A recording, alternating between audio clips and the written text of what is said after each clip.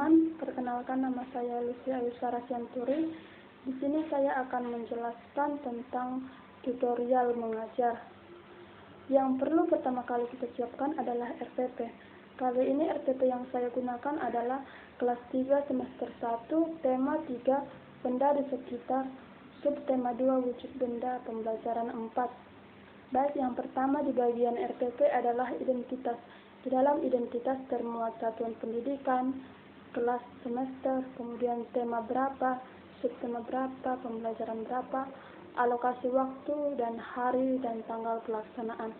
Kemudian di bagian A itu ada kompetensi inti. Di sini memuat tentang sikap religius, kemudian sosial terhadap lingkungan sekitar, kemudian kognitif, dan di sini masuk pada kegiatan psikomotorik.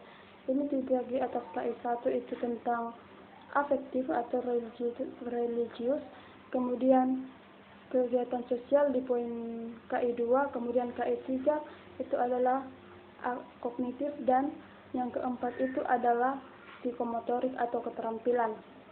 Baik, di bagian B ada kompetensi dasar. Kali ini RPP yang saya gunakan memuat 2 mata pelajaran. Yang pertama ada bahasa Indonesia, yaitu dengan kompetensi dasar menggali 3.1, menggali informasi tentang konsep perubahan wujud benda dalam kehidupan sehari-hari yang disajikan dalam bentuk lisan, tulis, visual, dan eksplorasi lingkungan.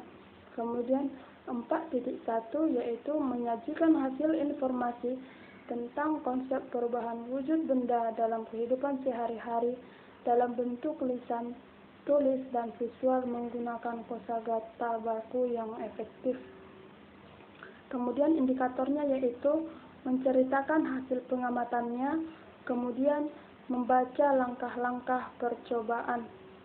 Kemudian untuk mata pelajaran yang kedua adalah mata pelajaran PKN dengan KD yaitu 1.1 menerima arti bintang, rantai, pohon beringin, kepala banteng, dan padi dan kapas pada lambang negara Garuda Pancasila sebagai anugerah Tuhan Yang Maha Esa. Kemudian 2.1 bersikap jujur, peduli, kasih sayang sesuai dengan sila-sila Pancasila dalam lambang negara Garuda Pancasila.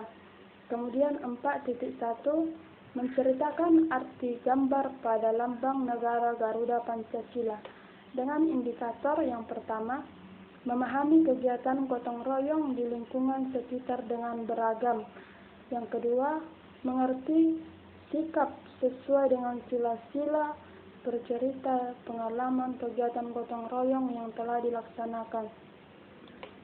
Indikator yang terakhir, bercerita pengalaman kegiatan gotong royong yang telah dilaksanakan. Kemudian tujuan pembelajaran yaitu dapat menceritakan hasil pengamatan dengan tepat. Kemudian dengan membaca langkah percobaan, siswa dapat menemukan kosakata baru yang terkait dalam wujud benda cair. Dengan kegiatan diskusi, siswa mengidentifikasi kegiatan gotong royong di lingkungan sekitar dengan beragam. Kemudian yang terakhir, dengan kegiatan bercerita, siswa dapat berbagi pengalaman kegiatan gotong royong yang telah dilaksanakan. Kemudian masuk pada kegiatan pembelajaran. Di kegiatan pembelajaran ini dibagi atas 3, yaitu kegiatan pendahuluan, kegiatan inti, dan penutup. Yang pertama ada kegiatan pendahuluan itu deskripsi kegiatan. Yang pertama, guru menyapa siswa dan menanya kabar dan mengecek kehadiran siswa. Baik, di sini si guru akan menyapa dan mengecek kehadiran siswa. Kemudian sikap berdoa bersama sesuai dengan agama dan kepercayaan masing-masing dipimpin oleh salah satu siswa yang tujuannya untuk meningkatkan iman atau religius siswa. Kemudian menyanyikan lagu Garuda Pancasila bersama-sama.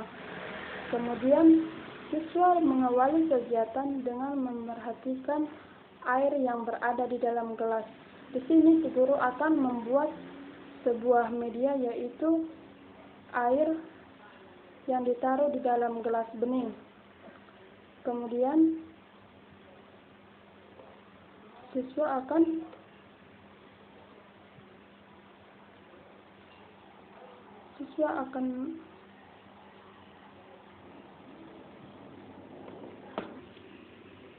Kemudian siswa akan mendengarkan arahan guru tentang materi hari ini, yaitu air. Siswa berdiskusi tentang kegunaan air dalam kehidupan sehari-hari. Di sini siswa akan mendiskusikan bersama teman sebangku tentang manfaat air di dalam kehidupan sehari-hari. Kemudian masuk pada kegiatan inti. Di sini kegiatan dilanjutkan dengan membentuk kelompok. Kemudian siswa menyimak penjelasan guru tentang langkah-langkah percobaan. Di sini guru menyiapkan plastik seperti ini, plastik bening, kemudian aqua bekas saucer ini atau gelas bekas air mineral, kemudian air. Kemudian siswa menyimak tentang langkah-langkah percobaan. Langkah-langkah percobaannya itu akan dijelaskan oleh guru dengan sebagai berikut. Yang pertama itu, masukkan air ke dalam gelas bening. Kemudian terakhir, masukkan ke dalam kantong plastik. Kemudian lakukanlah pengamatan terhadap perubahan bentuk air yang ada di dalam gelas plastik dan di kantongan plastik. Kemudian langkah percobaan yang terakhir, catatlah hasil pengamatanmu dalam lembar kerja. Kemudian setelah diarahkan dengan langkah-langkah percobaan tersebut, siswa mempelajari langkah percobaan dan melaksanakan percobaan tersebut. Kemudian setelah melakukan percobaan, masuk pada tahap setiap siswa akan menyampaikan hasil percobaan tersebut. Ini masuk pada celebration. Kemudian siswa kelompok lain dapat mengajukan pertanyaan jika ada hasil yang berbeda. Dan di akhir kegiatan bersama, siswa dan guru menyimpulkan tentang sifat-sifat air bersama-sama, yaitu bentuknya berubah sesuai wadah dan tidak dapat digenggam. Kemudian, kegiatan dapat dilanjutkan dengan membaca cerita tentang kondisi warga di kampung Siti. Di sini dapat dibaca pada buku siswa tentang warga kampung Siti. Kemudian siswa diminta untuk berbagi pengalaman bagaimana dengan kampung mereka. Apakah warga mereka saling melakukan kerja bakti di kampung mereka? Kemudian setelah hal tersebut dilakukan, masuk pada siswa berdiskusi tentang apa yang menyebabkan pekerjaan cepat selesai. Kemudian, siswa menuliskan contoh kegiatan gotong royong di sekitar, yaitu di rumah, di sekolah, dan di lingkungan sekitar. Kemudian, siswa diberi kesempatan untuk menyampaikan kegiatan yang merupakan contoh dari kegiatan gotong royong. Setelah itu, siswa menceritakan pengalaman mereka di depan kelas tentang kegiatan gotong royong yang pernah dilaksanakan. Setelah itu masuk pada kegiatan penutup. Di kegiatan penutup itu, kegiatan penutup diakhiri dengan melakukan refleksi terhadap apa yang mereka pelajari hari ini dan bersama-sama bersyukur atas karunia Tuhan bahwa di bumi persediaan air masih berlimpah. Sedangkan di kota-kota besar mulai sulit didapat air bersih karena lahan menjadi bangunan tempat penyerapan air berkurang. Kemudian, siswa diingatkan harus bijak dalam penggunaan air agar kelestarian air tetap terjaga. Kemudian menyanyikan lagu Tik-tik bunyi hujan. Kemudian setelah itu, kegiatan kelas diakhiri dengan berdoa bersama sesuai dengan kepercayaan masing-masing oleh salah seorang siswa. Kemudian masuk yang sumber dan media pembelajaran.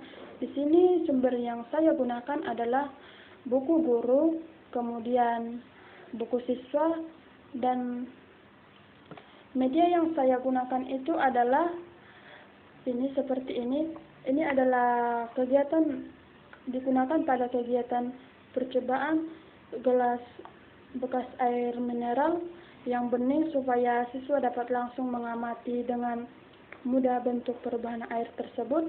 Kemudian adalah plastik bening seperti ini. Tujuannya juga untuk lebih mudah mengamati dibandingkan kantongan plastik yang berwarna. Tujuannya juga untuk mengamati.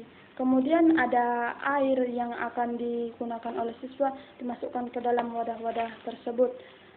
Kemudian pada tahap ini setelah selesai pada sumber dan media belajar disusul oleh tanda tangan atau diketahui oleh kepala sekolah.